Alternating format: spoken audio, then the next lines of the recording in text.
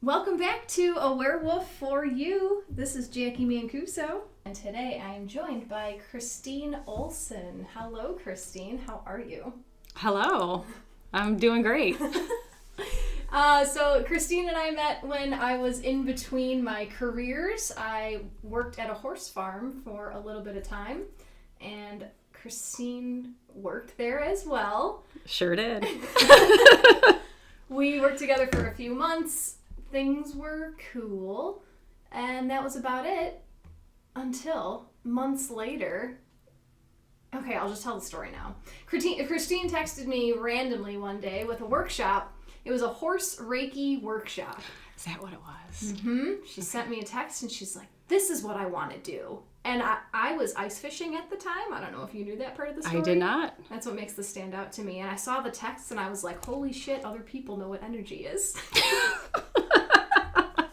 Other people get it. And this was like 2 months maybe after I had quit the farm. Okay, I don't remember how far it was away from that. Yeah. I knew I missed you. Oh, I missed you too. That's why you were sending, like, maybe go to this workshop with me. Do you want to learn horse Reiki? Yeah. So then I told her that I was a Reiki master, and she's like, oh, didn't you know that I was a Reiki master? Get the fuck out. And now we're friends who do energy work. Mm-hmm. So we're here today to just see whatever comes up. I want to learn about horses. Well, right now I'm already learning that you went ice fishing. Oh, that's a thing we do from time to time. Yeah, very impressive. Thanks. I really just sit there and the boys do everything, and I adjust the heater to make sure it's warm enough. Important job. It is. Make sure no one's fingers freeze. Very important. Paul dropped his phone in the ice hole once. Oh my gosh. That was a whole thing. So what do you have to say about, what's your perspective of our time working together? We can start there. Why do you like me? Well,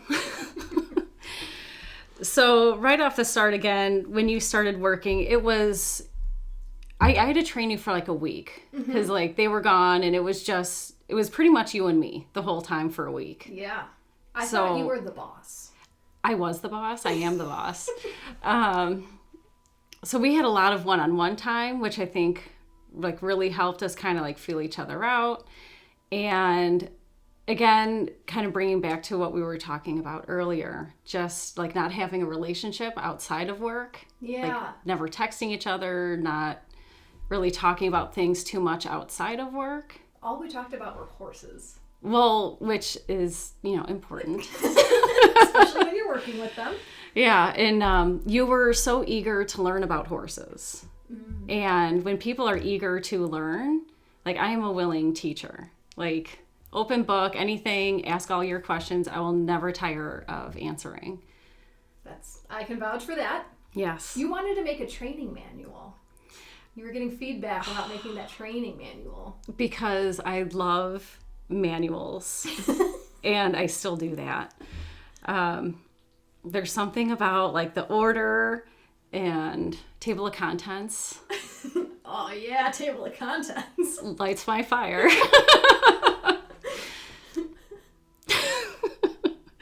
Anyway. It's getting hotter in here. So, going off of that and everything, we never talked like deeper into, all the extra things, the energy, the metaphysical, because of where we worked. I believe that put like a big halt into it because that atmosphere was not a cooperative atmosphere for that kind of thinking. Agreed. That was around the time that I was still like diving deeper into all this, and I was learning a lot in my own studies. I remember listening to like crystals, like podcasts about crystals while I was cleaning stalls in the morning. And other people would be like, oh, what are you listening to? And I was, I didn't want to say it. I thought everyone would think I was a weirdo. And yeah, lots of not a conducive environment to discuss those views where we were. Right. But the universe wanted us to know. Yes. Well, the universe put us together. Do you recall once we did talk about this and everything, I had someone mention I was going to meet someone blonde at the farm that was going to be my friend. I do remember. That was really weird. I believe in the notes also said something about enthusiastic. Enthusiastic, and yeah. I said that couldn't possibly be me. So that was just another voice in the back of my mind, like, is this my friend? Do I have a friend now? Oh, I need friends. But like that was just another hint. Sure. But again, just being in that atmosphere, which I'm not going to say I was completely opposed to it, because I do have a very competitive side of me. And if you remember there, I was coaching, I was teaching. Mm-hmm. I did love the competitive atmosphere. I love that part of it. But there is that other side of me too. And they do mix and mingle and have fun with one another. But yeah. So you're saying you're not 100% woo-woo. Oh, well, I am 100% woo-woo, because I'm 100% me. Sure. And it like drives all my motivations, and it's all what I am. But like being competitive isn't anti-woo-woo. You're right, and I agree with you. I think I asked that question for other opinions, like other people's opinions. Like when they see someone who is that competitive drive, like, I gotta win this race. You think they're meditating in the morning? So, but are they reflecting? Are they meditating? Are they giving themselves, some kind of credibility to say, I love myself, I honor myself, I'm going to push my hardest to get to here. Right. I think the deadline is when you say, if I win, I've accomplished and I am the better. And if I lose, I'm not worthy. I think that's as long as you're putting your best out there, sometimes you win, sometimes you lose. Right. But you can come back to it. You can learn something from it. It's just participating. That's competitive. It's the participation. It's not the win or the loss. I like the way you put that. Yeah. It's a nice way to look at it. Yeah. I wonder how many people in that atmosphere, because I never even went to any of the shows. Okay. I was strictly just like, I'm going to pick up horse shit and groom them, and that's my job. It is a great job. I will say, it is a great job. I loved it. I just loved being around the horses. Mm-hmm. But I never got into that atmosphere, and my only understanding of that horse show atmosphere is all the stories I would hear about it. Mm-hmm. So I guess I might have a skewed opinion about what it actually is. Absolutely. Do you think other horse people are woo-woo people? There are. That's what I assumed. When I was going to work with horses, I'm like, well, I know horses are magical. Yeah. So obviously everyone who works with horses has to be magical, but I was wrong. From my personal experience, I think some people are in that frame of mind and they're drawn to horses because, well, you and I both know, horses offer so much. They're so authentic in what they reflect back. So much can be said about how magical horses are. So people, I think, are just drawn to them. Not necessarily that they're horsemen, but they're just drawn to horses. Without knowing why. Without knowing why. Yeah. Just because horses are they're good. But I think there are horsemen that maybe do see the animal as a means to an end, as a workhorse, as that thing they want to do. But some people end up falling in to the woo-woo, maybe because of a traumatic loss of a horse, or of a traumatic fall or an injury, and they're trying to build that relationship with that fear but that love at the same time, so they end up taking a different path. I love that. So how did you start associating horses with woo-woo in your own life? Interestingly, with denial. Interesting. Yeah. I remember this so clearly because it was the very first introduction I had. So at this point, I'd already owned a horse for like 10, 12 years or so. I was competitive. I went to college for horses. I was like this all-knowing expert of horses. This was after my injury, which I guess we'll have to circle back and talk about. Circle on back. Yeah. But at a basic boarding barn, and just like doing my horse thing, grooming my horse, and someone had their horse in the aisle, and they had their hands kind of like cupped, and they're like kind of hovering over their horse, and I'm thinking like, what are they doing? Okay. Like. Yep. Right. They're missing a curry comb in their hand. Like, what's... So I just go over there and I'm like, hey, like, is your horse okay? What's going on? And she's like, oh, I'm just feeling for like some heat spots. He's just not feeling himself, and I'm just checking him out. And I'm like, with your hands? And she's like, oh, you could feel energy. And she just like went on, like just kind of exploded with all this information. And I remember just like looking at her, just trying to be really polite, and I'm okay, and I turn around, walk away, and just reminding myself not to come to the barn when she's there, because she's a psychopath. We're friends now, like, yeah. But that was like my first ever introduction, like other than the movies when you see like, ooh, the person with the crystal ball. Yeah, this is your don't first look practical. behind the curtain. Yeah. How long ago was that, if you had to guess? Oh gosh, if I had to guess, this was like 2012. Okay. Interesting. I just watched a whole documentary about the Mayan calendar 2012, what the shift might have meant and all that stuff, so I think that meant something for you. Okay. Okay.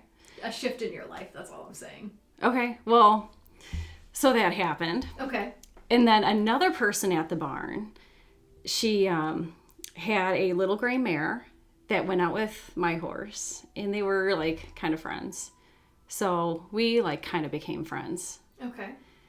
And we're talking, and she's like, oh yeah, like I've got this crystal in my pocket.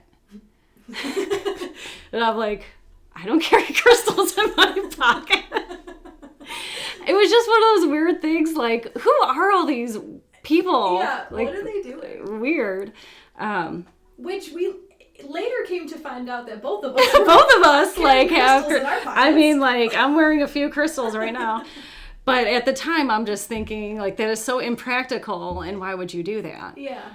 And again, just like being at the barn, riding together, it just opened up to more conversations where it completely honest, it was in one ear, out the other. Okay. I was being very polite, just kind of letting them talk. Yeah. And really, I just wanted to be friends so they could watch my horse when I wasn't around.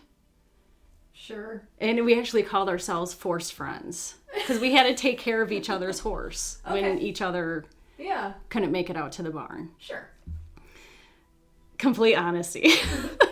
I mean, the universe drops people in your existence for a reason. Yes. And as this kind of continued, I don't remember what exact moment stuck, but for whatever reason, I decided to go to a crystal shop with this person. Okay. I think it was just like, all right, fine, this person's not going to let up on all this. Like, and we called it like hippie nonsense, and we would like wave our arms up in the air. So you were peer pressured into crystals. It was peer pressure. Hardcore. Get in there. And, I when I was young, I went to like a toy store or something, and I do remember getting like 3 rocks because they were pretty. Okay. I still have those rocks. They're like little trinkets on your shelf. Yeah. From when I was like 8. Uh-huh. And I'm going around this shop, and I'm like, do. And then there was like this piece of malachite. That's your favorite crystal. Yeah. And out of all the things, I'm like, I would feel guilty if I went and I didn't buy anything, because I have that guilt of like, if you go somewhere, you have to buy something. So I bought this piece of malachite, and I read about it, like, why did I pick this rock? And for whatever reason, from that day on, I became hooked on rocks. Hooked on rocks. Phonics didn't work for me, rocks did. It happens. Yeah. So then how did you start? Because you've been a horse lady most of your life? All of your life? So the horse addiction started pretty young. Like, really brief covering this. I saw a video of Secretariat on ESPN, and I said, I want to ride a horse like that. Okay. So I did what I had to do to be around horses when I could, and as soon as I could ride horses on the racetrack, I did it, and I rode anything I could, and it was all about riding and... Sure. I think it's interesting that you learned about all this energy and woo-woo stuff with horses. Mm-hmm. Like, it could have come out anywhere in your life, but it happened to be the two people at the barn that were talking about it. So then how did you start to use energy with horses? I think I just started being more aware the more I was reading about crystals and how to use them.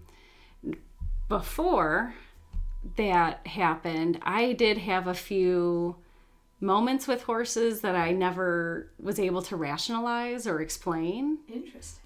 But I just always brushed them off because, the brain couldn't figure it out. So why draw attention to it? Must just be a coincidence kind of thing. Well, like, You want to tell one of those or more of those? Well, I guess the strongest one was when I went to pick up my first horse, Sanibel. You never met her. When I went to pick her up from the breeding farm, she had a, she kind of had like a little cataract over her eye, like a little cloud. They didn't notice it. And I went to pick her up. I put her in the trailer. I brought her home. As we're pulling out of the barn, all of a sudden, my eye that she had the eye in went black. Oh. Like, I couldn't see out of that eye. And I'm like, you could not I see. physically couldn't see. And I'm blinking and blinking like, oh my gosh, like what's happening to this eye? I saw the back door of the barn where I bought her from, like the first barn she was at. And I had this feeling of dread saying, don't take me back there. Oh. And I was panicked and I couldn't see. This lasted for like a minute. Oh my. And then my vision came back. Yeah. Which was good. It was an 8-hour drive. Kind of need that vision. But like I saw that barn. And I hadn't been there for years. Okay. But I saw the backside of that barn. She had a very bad experience there. Sure. Like it was not a great thing for her. Yeah. But like I knew it came from her. Mm-hmm. You couldn't explain it, but you knew. I mean, I knew because that's what it was. Yeah. I love that. I mean, it was a terrible thing to go through. Well, yeah. And then it was like that whole, like, oh my gosh, my poor horse. Yeah. Like to feel that way. But I didn't take her back there. I took her somewhere else and never thought about anything of it until later on. Very interesting. Yeah. Thank you for sharing that story. Absolutely. Any other unexplainable situations that you can recall? I mean, I've had a few. Probably one of the most emotional for me was I was called to ask, or I was asked to do to work with a horse for a behavioral issue. He was a very, very aggressive gelding. He was protective of his herd and just was one of those horses that when you walked out to the pasture, I wore a helmet, a vest, and I had like beat sticks with me. Because he would like run across the field and bite you, charge you down, kick, like he would aggressively attack. Okay. Like this horse was something else. And they couldn't enjoy their other horses because of him, and he was just very violent. And these horses were on their property. They wanted to enjoy them, but like they couldn't even bring the horses in. This horse was so bad. So I'm working with the horse, and I'm putting the saddle on him, I'm bridling, I'm riding him, and I broke out 200 horses for the track. Like this horse didn't scare me. Sure. I could ride him. Yeah, I want everyone listening to know that you weigh maybe 100 pounds soaking wet. Just so they have this visual of who you are. And he wasn't happy. And a part of me is like, well, my job is to make him like a willing participant in this. You know, part of it was like, you know, this horse has to do his job. And all of a sudden, like one day after like 3 months working with this horse, I'm like sitting on him and I just start crying. And he was sending me a message somehow that said like, take the tack off and just have fun and ride me, but naked. Yeah. He doesn't like being tacked. Sure. I was so overwhelmed by this voice. And I did it. He had a hoot. Like he's like walk, trot, canter. He stopped pivoting. He's doing all the things. Yeah. And I'm like, we've never trained this. We've never worked on this. Yeah. But he did it. He must have been a Sagittarius. Is that what it is? Yeah, you can't put a leash on a Sagittarius. He just didn't want to be confined. He really didn't. Yeah, just let me be free and I'll do what you want. Yeah. But, because everything that I saw at the barn where we worked, it was a lot of humans trying to control the horses. Humans saying like, no, this is what you do now. And if you don't, then I hit you. And I think that is so important to like work with the animal, listen to what the animal wants, you know, try to tune into that intuitively, which you clearly have a knack for. Yeah. So having these experiences, I'm sure it was just an evolution. It just turned into, this is just how I work with horses now. Yeah. And you know, trying to learn this and learn that and doing the research and, you know, taking this class and taking that class. I have yet to like check all the boxes or fill into one like specific like group or thought. Sure. Like I'm still evolving in what I do, but I feel very confident with what I do. So I don't know. I don't know what I'm doing, but I'm doing something good. Yeah, it's like I know what I'm doing, but it's like I can't put a name on it. Because I know like sometimes like when we talk, it's like, oh, this or that. And it's, yeah, I think the more I try to spread out and learn more things, it's just a distraction from what I already do. Interesting. What do you mean? You know, because it's like I do things this way. And if I try to learn, you know, this train of thought or that train of thought, it's derailing. Got it. And if, you know, well, you have to do it this way because this is the way this is done. And it's like, well, I'm not doing that. So.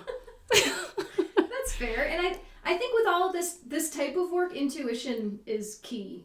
You can't, because even I have a difficult time defining what I do. Right. And I've talked to other people in the energy world. Like, they don't want to put a label on what they do because they do more than just Reiki. They do more than just energy. Yeah, it's hard to say. Yeah. Hard to quantify. Yeah. So I know that you ended up leaving this barn. Yes. To work with humans now. Yes. A whole different beast. Much smaller, but much more difficult, I might imagine.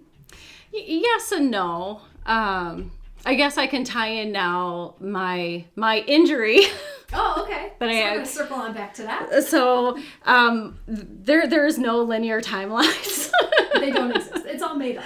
It's all made up. In 2011, I had a C2 fracture with a horse fall. I don't know exactly what happened because I don't remember. C2, sorry. Is that the first vertebrae under your atlas? So, yes. Atlas axis? Yep. Okay. There's the atlas and the axis. Got it. It's referred to as the hangman's fracture because that's the one that cuts off your breathing so you die. Oh. That yes. did not happen to you. That did not. It was a stabilized fracture. I was so lucky. I was like very, very, very lucky, obviously, because I'm here. That's why you find 4-leaf clovers like they're going out of style. We'll talk about that too. But yeah, my horse tripped, fell. I don't know how I landed. Yeah. But I got up, I put him away, and I drove myself to the hospital. only living in that town for about 3 months, so I didn't really know where the hospital was, but somehow I made it. And then I really don't, like, a lot of this is told to me because I don't remember. But anyway, I was told I was going to be in a wheelchair by the time I was 30. I was never going to ride again. Like, I was told all these, like, no's. Mm-hmm. Well, since I was little, I was going to ride racehorses. Like, yeah, you knew.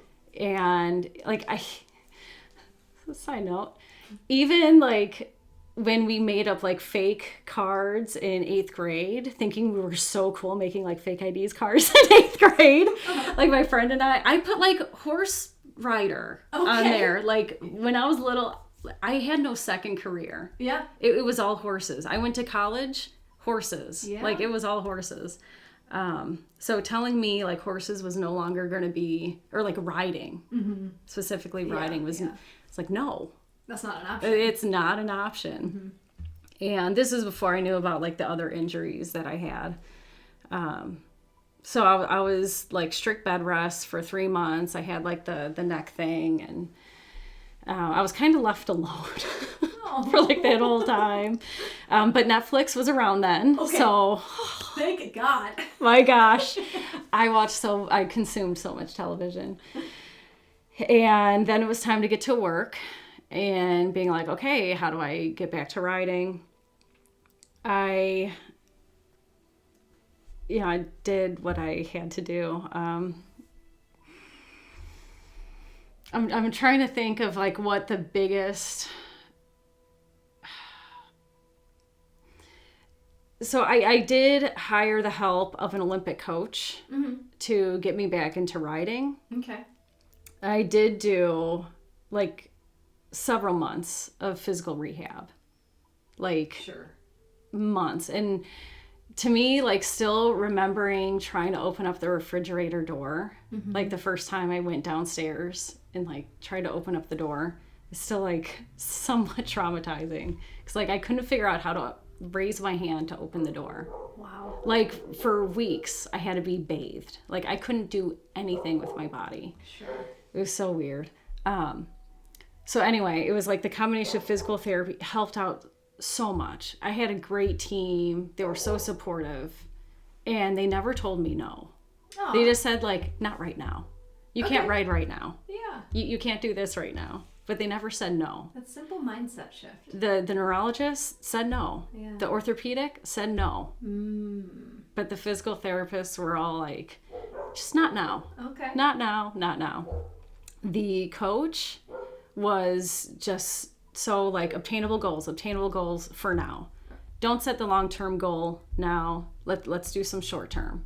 So really good at teaching me how to manage expectations. Oh, sure. So that helped. Little steps at a time. But I think I would be lying if I didn't say, like, riding again was, like, the biggest I can. Sure. Obviously. It was like when I finally did it. Yeah. It was like 2 laps around the arena at a walk. Mm-hmm. And then I was, like, back hobbling for a few months. Sure. But it was like October. It was around October because, like, it was fall. Mm-hmm. And I just, like, I have to get on. I just have to know that I can. Sure. It was so painful, but I did that little walk. And there was no hesitation. I just was like, get on. And that was Sanibel that I rode. Oh. She'd been a broodmare for a few years. I didn't even lunge her. Uh-huh. I just, like, tacked her up and got on. But, like, she's my baby girl. Like, she's not going to do anything. Yeah. Once I knew I could, I was like, okay, yeah, I'm gonna rest for another month or 2. Yeah. But I can. And then when I came back to riding, it was slow, but I was able to do it. Sure. But I think, like, just having that yes. So is that what you do for people now? You tell them not yet? So, and even though I've taken, like, a 10-year break, or, like, 10-year from that experience to now, having the opportunity that showed up where I can be in that position, helping people have that moment of, well, I can't do the stairs anymore. I can't run my 5Ks anymore. I can't do XYZ. Mm-hmm. I actually have been able to help a few horseback riders, which is, like, woohoo! Like, that gives me joy. Yeah. But, like, whether it's a small thing, well, not such a small thing, putting on your socks, that's an everyday task. Yeah. Some people struggle with that. Mm-hmm. And when I can help them do it, like, that's something you do every day that you can do now. Sometimes it is, competition, whether it's like race, cheerleading, basketball, hockey, whatever it is, and they can't play because of an injury. And when you can help out with that, it's giving them like their reason for life. Absolutely. So it's having my experience saying, yes, you can do this, but I try to do it the way that worked for me, but it doesn't work for everyone. Right. Some people need harder encouragement. Some people need to be left alone. Yeah. So like kind of navigating how to do it best.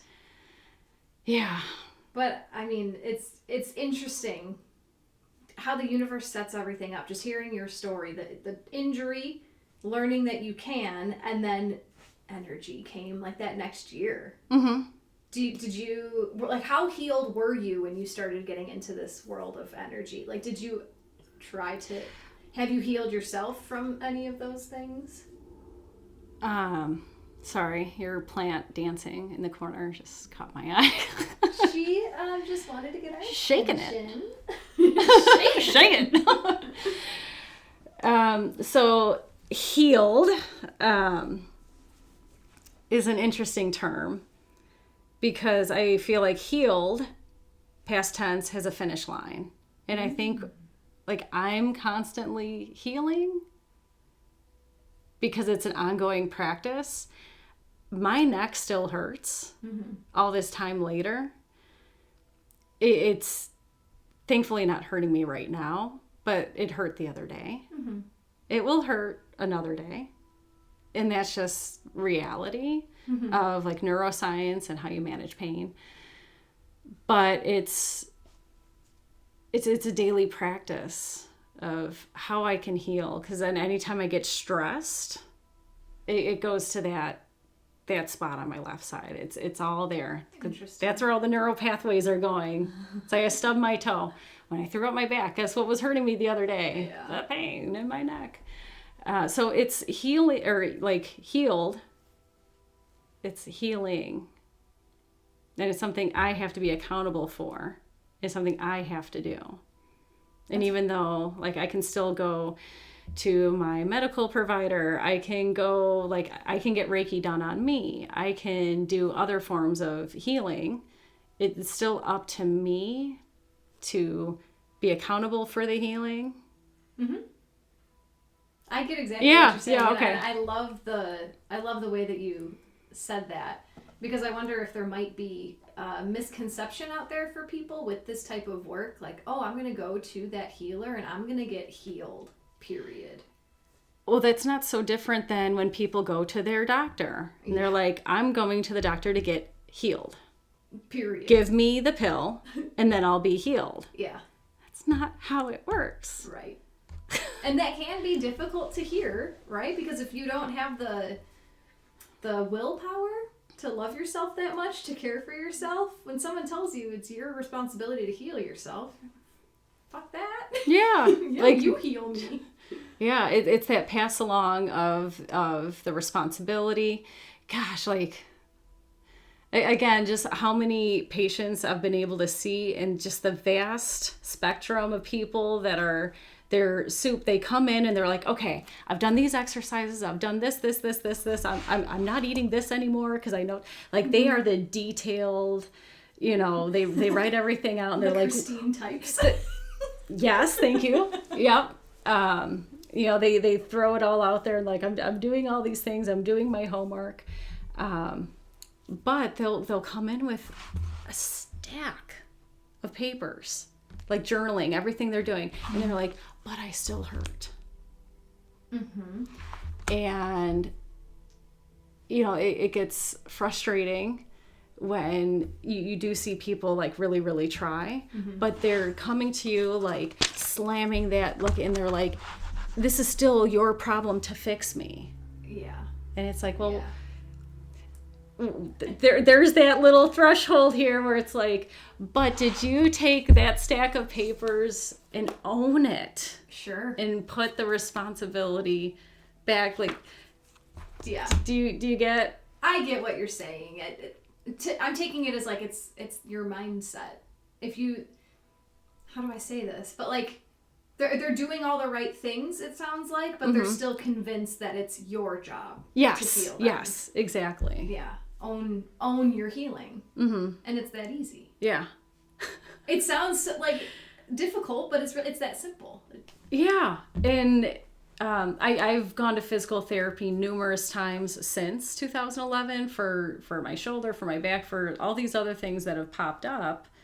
And it wasn't until a few years ago when I had someone flat out tell me, like, I'm not going to do anything to make you feel better. That's your job. Like, she flat out told me. I love And she gave me a workbook. And, oh my gosh, like, I'm so grateful for this person. And she basically just said, you know, I'm not going to read your answers. I don't care about your answers, but do this workbook and you own it. And I did it, and I came back and I'm like, this doesn't affect my life anymore. Like, it still hurts. Yeah. But it's like, I don't really care because I can manage it. Sure. And it wasn't your job to fix me. Like, yep. Why didn't someone tell me this before? Because that was the time in your path when you were meant to learn that. Yeah. And I actually had like a twinge of guilt thinking, like, even years before that, I was a little upset that like the horses, my personal horses, helped me so much with my healing. But it's like, I almost put responsibility on them. Like, they have to heal me too. Oh, like, I get what you're saying. Like, I'm still not feing better. Why aren't you helping me more? Yeah. But it's because they cause me so much anxiety. I just read the transcript of a channeling session with Archangel Metatron. Okay. Regarding cats and dogs and other animals and their purpose here on Earth. And essentially what the whole transmission said was that they're not here to evolve. Like, humans are here to evolve. We're here to grow and expand. Animals are here literally just as little love and light balls to help us grow and evolve. Like, they don't need us. Like, we need them 100%. Yeah. Absolutely. So I think your intuition knew that the horses could do all of that for you. Yeah. Yeah. Is this where, when you're with the horses, is this where you find all of your 4-leaf clovers as well? Not every time, but the majority of the time, yes. When did that start? I've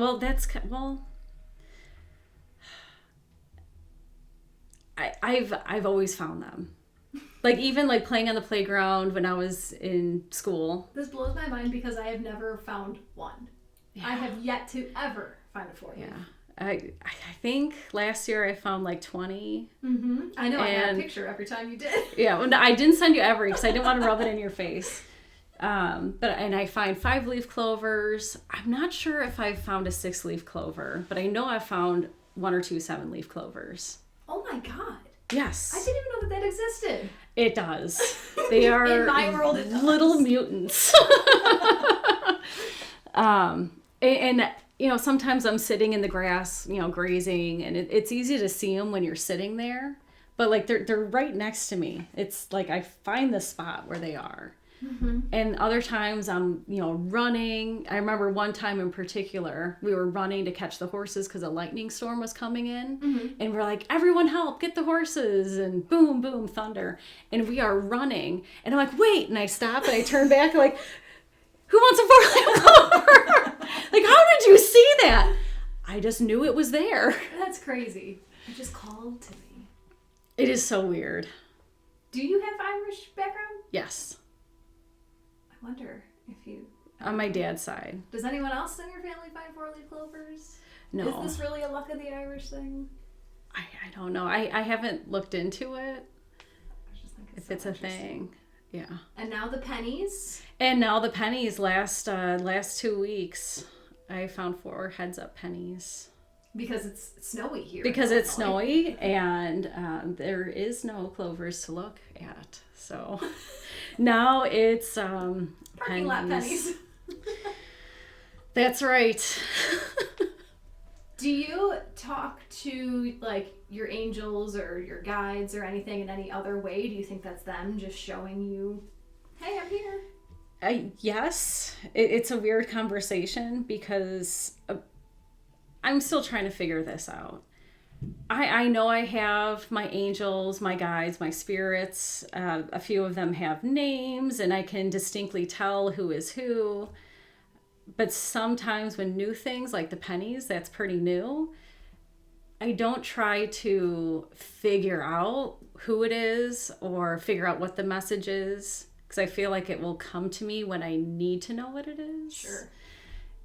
Because if I try to figure it out, I feel like that's my ego. Okay. Like I'm trying to use my brain to control what's happening. Right. Yeah. I know what you mean. I like that. Yeah. And then I get impatient and I'm like, I want to know what this message is. But it will come. So I just be open to listening. As you were saying that, did you hear the crow? Yeah. Yeah. It was a real loud crow. Confirming. Yeah. Thank you. What all that means. Like, yeah, be patient, you. Stop worrying. Well, this has been a very enlightening conversation. And I just want to ask if there's any way you want to wrap it up, any last things you want to say about you or energy or life? I guess with, the zigzagged telling of my story is that there, wherever you're at in this journey, there doesn't have to be like a hard start, a hard stop. You're on the journey, you're on the path, and just trust where you're at for a purpose, for a reason, and whether you're happy about that or not. Because I know there were times I was definitely frustrated, like thinking I should have been further along. I should know so much more. Mm-hmm. Doing this I should know. Mm-hmm. But then other times I'm like, wow, how am I this good? Like, boss. So you're just where you're at, for a reason, and where you need to be and when you need to be there with who you're supposed to be with. I love that. Full circle. That's how we met. I just happened to walk into that horse farm, and you just so happened to be told by a psychic that you were going to meet me. Yeah. Thank you, universe. Yes, thank you indeed. Well, thank you everyone for listening. I invite you to like this podcast, share it around, and feel free to subscribe to my channel. Take care, everyone. We'll see you next time. Bye. Bye.